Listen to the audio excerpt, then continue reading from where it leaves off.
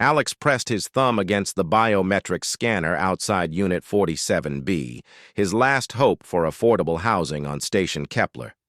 The rent was suspiciously low, barely a third of what other compartments cost in the residential ring, but with his graduate stipend stretched thinner than the station's radiation shielding, he couldn't afford to be picky. The door hissed open, revealing a woman backlit by the soft bioluminescent panels lining the walls. She stood unnaturally still, her pale skin almost translucent under the artificial light. "You must be Alex," she said, her voice carrying a strange harmonic quality, as if multiple frequencies were speaking in perfect unison. "I'm Jennifer, your new roommate." Alex extended his hand. Jennifer's grip was ice cold, her fingers wrapping around his with a strength that made his bones ache. She released him quickly, a flicker of something, regret, crossing her angular features. "The room's yours," she said, gesturing to a small compartment barely large enough for a sleep pod and a storage locker. "I work nights, research division, xenobiology. You won't see me much during standard cycles." That suited Alex fine. He was here to finish his thesis on quantum entanglement communication systems, not to socialize. He moved in that evening, unpacking his few belongings while Jennifer remained in her own quarters. The door sealed tight. The first week passed without incident. Alex worked in the university labs during the day, returning to find the apartment empty. Jennifer left no trace of her presence except for the occasional mysterious stain on the kitchenette counter, dark crimson, quickly cleaned away. Alex told himself it was just nutrient solution from her xenobiology samples. On the 8th night, Alex woke to the sound of liquid dripping. His chronometer read 300 hours, deep into the station's artificial night cycle. He crept to his door and peered through the narrow gap. Jennifer stood in the common area, her back to him. A clear medical bag hung from a portable IV stand, its contents flowing through a tube directly into a port surgically implanted in her forearm.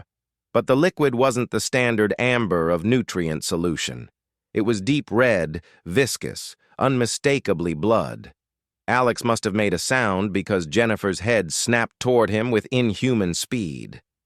Her eyes reflected the dim light like a cat's, pupils dilated to consume almost all of the iris.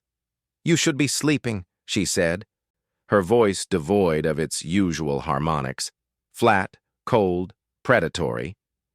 "What are you?" Alex whispered, his throat dry. Jennifer sighed, a too-human gesture that seemed at odds with everything else about her. She disconnected the IV with practiced efficiency, the port in her arm sealing with a soft click. "My species doesn't have a name in your language. The closest translation would be hemophage synthesis-dependent xenomorph. Your media would call us vampires, I suppose, though that's inaccurate on several levels." Alex's hand moved toward his personal communicator. Jennifer's expression hardened. "Don't," she said. "I'm not going to hurt you. I'm registered with station security, fully legal. Why do you think the rent was so low? Nobody wants to live with someone like me." "You drink blood," Alex said, stating the obvious because his brain couldn't process anything more complex. "I synthesize it," Jennifer corrected. "My biochemistry can't produce certain proteins your species manufactures naturally. I need periodic transfusions of synthesized hemoglobin and plasma proteins to survive. It's no different than you needing to eat food." She moved to the kitchenette, her movements now deliberately slow, non-threatening. She pulled up a holographic display from her wrist computer, showing what appeared to be medical documentation. "I'm from Kepler 442b, she explained. "We evolved in low-oxygen caves. Our blood can't carry oxygen efficiently, so we adapted to extract proteins from other organisms. When we achieved spaceflight and met other species, we learned to synthesize what we need.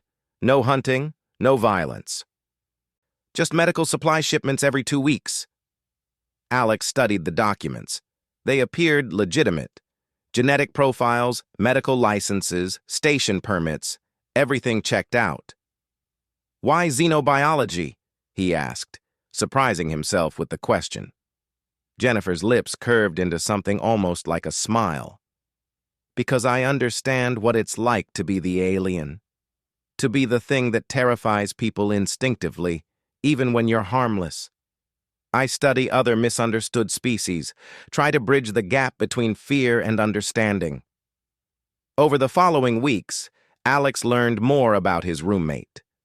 Jennifer's research focused on extremophile organisms, creatures that survived in conditions that would kill most known life forms. She worked with bacterial colonies that thrived in hard vacuum, fungi that metabolized radiation, and microscopic organisms that could survive direct exposure to a star's corona. "They're not monsters," Jennifer said one evening as they shared the common area, Alex working on his thesis while Jennifer analyzed protein sequences. "They're just different. Evolution doesn't care about our aesthetic preferences." Alex found himself defending Jennifer when his classmate Marcus made a crude vampire joke at the university cafeteria. "She's a person," Alex said firmly. "Her biology is different, not dangerous. How is her needing synthesized blood any different than humans needing vitamin supplements in space?" Marcus backed down, but the encounter made Alex realize something had shifted. Jennifer wasn't just his roommate anymore. She was his friend. 3 months into his lease, Alex's research grant was cut due to university budget restrictions. He sat in the apartment, staring at the eviction notice for the university housing he'd planned to move into. Jennifer emerged from her quarters, taking in his expression with those unsettling, reflective eyes. "What happened?" Alex explained. Jennifer listened in silence, then pulled up her own financial accounts on the holographic display. "Stay," she said simply. "The rent stays the same. I don't need a new roommate. I need someone who sees me as a person, not a monster." Alex looked at his alien vampire roommate, brilliant xenobiologist, night shift researcher, fellow outcast, and smiled. "I'd like that," he said. Jennifer's expression softened, her eyes catching the light in a way that no longer seemed frightening, just different, just her. Outside their window, Station Kepler rotated through the void, a tiny bubble of diverse life in the infinite darkness, proving that sometimes the most unlikely partnerships were the ones that mattered most.